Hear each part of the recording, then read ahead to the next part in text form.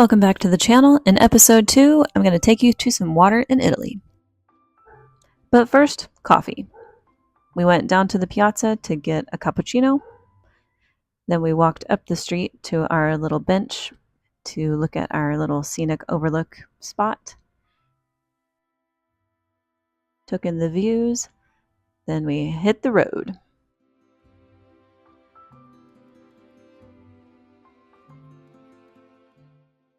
Okay, so I have a question for y'all that speak English and Italian. For me personally, when I am going to pronounce the name of a town or a food or something, I feel the need to say it correctly in Italian because it would be wrong any other way.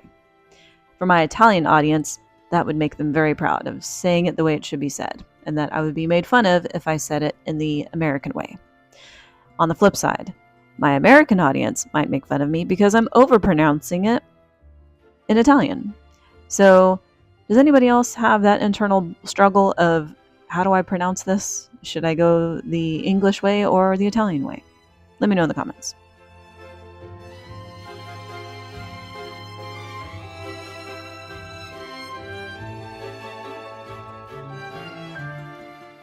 The Great Waterfall of Isola del Liri. It's a natural waterfall unique in Italy that falls in the historic center of the town. The River Liri has the natural character of acting as a backdrop in the towns where it passes.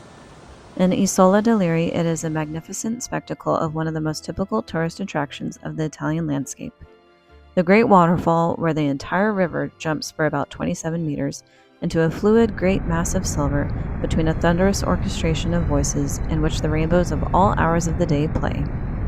The buildings that overlook the Liri along the Via della Cascata are picturesque and visually form a note to the song that is the Great Waterfall.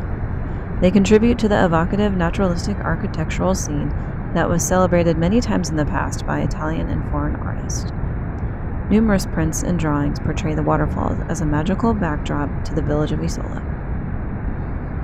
A French painter from the 1700s depicted the landscape of Isola del Liri with the waterfall in his painting, now exhibited in the Louvre Museum in Paris.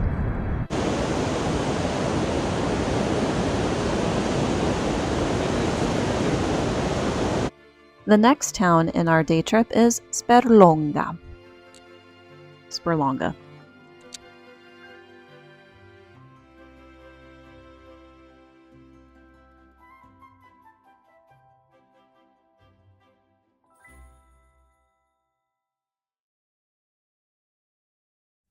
So we found a very nice parking area. This is our first time using a parking meter, so I will show you how to do that. Okay, so first you can select your language by clicking the gray middle button over by the credit card reader, and you can cycle through which language you want: Italian, French, English, German. So we picked English. Then you insert your coins until you reach the desired parking time that's displayed on the device.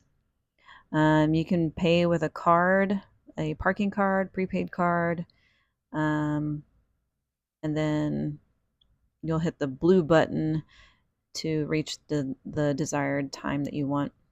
There is an option to mix pay it, so you can do card and coin. So for us, we only used coin. You'll hit the green button to get your ticket, and then you'll display your ticket inside your car in the dashboard. Let's say you want to cancel all of that, just hit the red button at the very bottom. One thing to note is it does not dispense change, so whatever you give it, it's keeping. Also, the rates. It is 50 cents for 30 minutes, $2.50 for the first hour, €3 for the following hours. Or you can do €20 a day, €50 for 3 days, €100 for 7 days, and it can take a max of 25 coins. So if you wanted to use all coins, you could. So I just put in all the coins that I had in my pocket. I really don't know what I gave it, but apparently it was enough to last an hour and 10 minutes. So off we go to explore. Welcome to Sperlonga. Sperlonga is a picturesque coastal town in the Lazio region of Italy, located between Rome and Naples along the Tyrrhenian Sea. Known for its stunning whitewashed houses, narrow winding alleys, beautiful beaches, and historic charm, Sperlonga is a hidden gem compared to more tourist-heavy Italian destinations. Key highlights: the beaches. Sperlonga is famous for its blue flag beaches, meaning they meet high environmental and quality standards. The sandy beaches are long, clean, and gently slope into clear waters, perfect for swimming and sunbathing. Popular beaches include Spiaggia di Levante and Spiaggia di Ponente. But Sperlonga isn't just pretty, it's historic. Just outside the town lies the remains of Emperor Tiberius's villa. This Roman retreat had everything, even an oceanfront grotto filled with marble sculptures of Odysseus and mythical beasts. Legend has it, Tiberius nearly died here when part of the cave collapsed. Talk about living dangerously.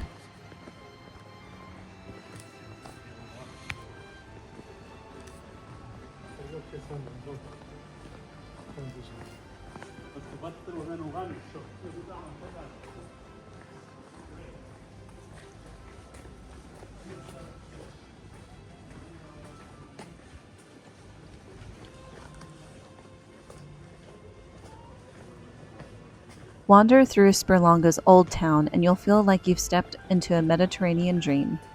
These narrow, winding alleyways weren't built for cars, but for donkeys and fishermen, and maybe a poet or two.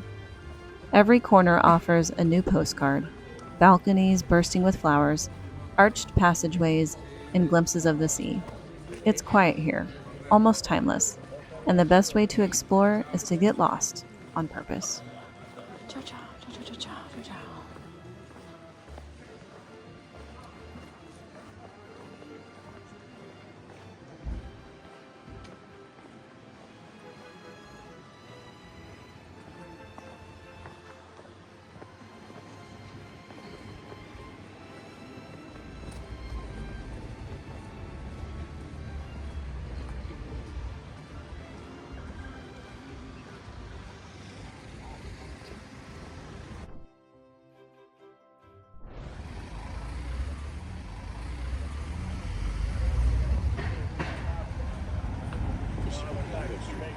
Mm-hmm.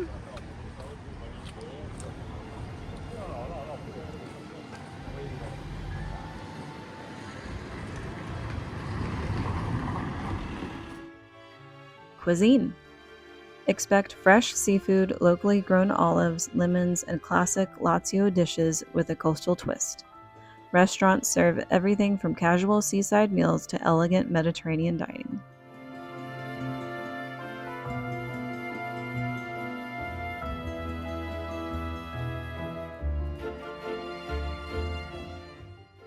Getting there. By train. Take the Rome-Naples line and get off at Fondi Sperlonga station, then take a bus or taxi about 20 minutes to Sperlonga. By car. About 2 hours from Rome or Naples along the A1 Autostrada and coastal roads. Why visit?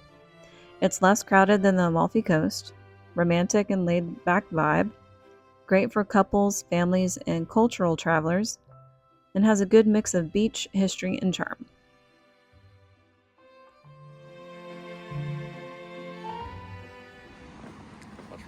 You're doing it.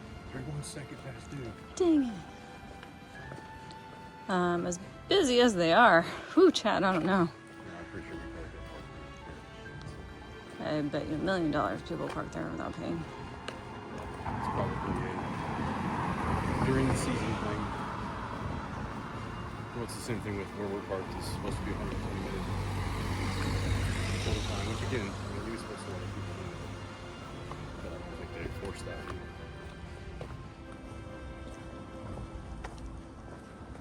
Electric car.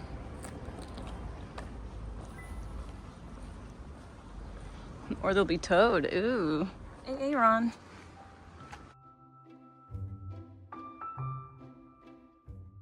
Next stop, Gaeta. But first, food.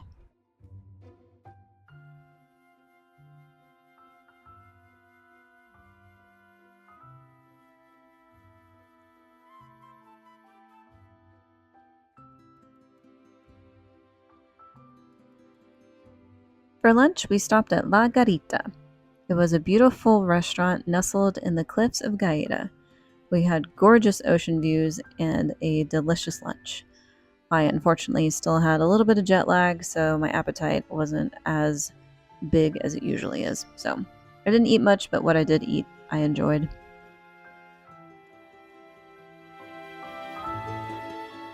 Gaeta is a charming coastal town in central Italy located between Rome and Naples. Known for its ancient history, stunning beaches, and dramatic cliffs, it offers a perfect mix of relaxation and culture.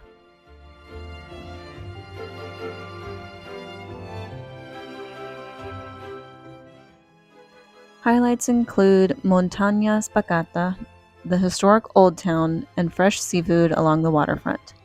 With fewer crowds than other Italian destinations, Gaeta is a hidden gem worth exploring.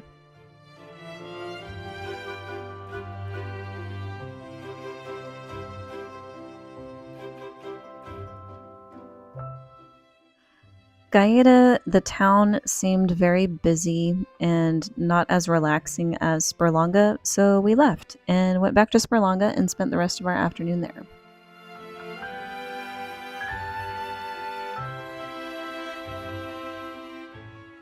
I laid out on the beach while Chad read a book.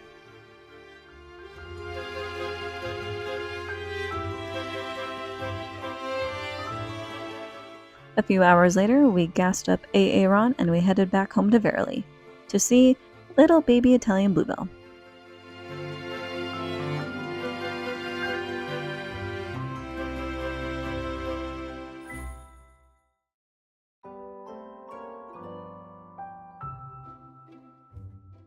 Next, we went to my uncle's restaurant, Trattoria della Posta, in Veroli, technically Castelmassimo. After a day of winding through the charming Italian countryside, stopping by to see the rest of the family, we ended up at my Aunt Olga's. The table was set, the laughter echoed through the house, and as we ate, I couldn't help but feel the kind of comfort only family, good food, and a sunset over Italy can bring.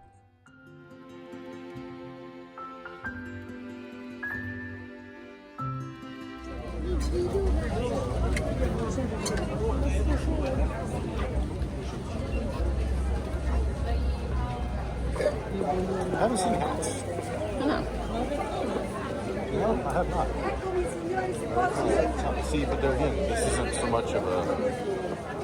I don't think this Souvenir, is so much of a. yeah. I think it's more of a local. Local. Yep. Because you don't see any Italian anything.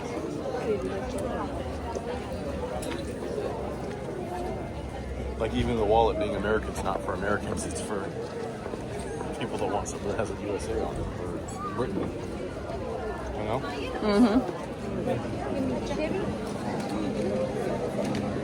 Prego, €2, prego. Hanno già comprato. Come Frosinone, quando ne creo? Ma poi dove volete andare? Bubble tea. Bubble tea? All those. Is that what you're talking about? Bubba. We totally lose everybody? I think we did.